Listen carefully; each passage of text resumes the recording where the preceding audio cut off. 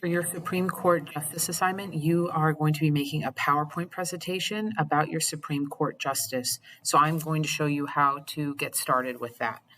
So what you're going to do, let me move my screen down. You're going to go on the internet, obviously, and you are going to go to office.com. Let me just move this screen up. Sorry, guys. So if you go to office.com,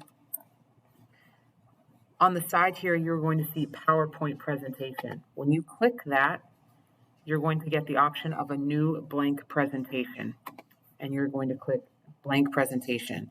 Once you have your blank presentation, you are going to be able to start editing your presentation. So you should probably put the name of the justice here.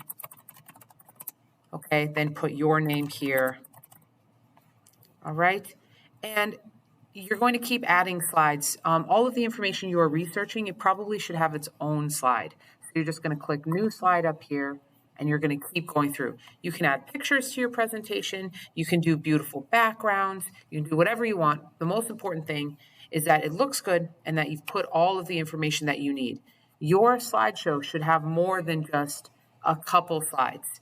You don't want to jam all the information in there. Like I said, everything you are researching, it should really have its own slide.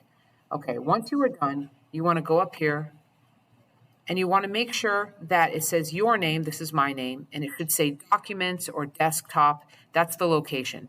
Then you want to rename your assignment Supreme Court Presentation, or it could be your justice's name, whatever you want to do. Then you're going to click out of that, and it should say Supreme Court Presentation or whatever you typed in and saved. Once it says that, you should be able to submit it onto Schoology.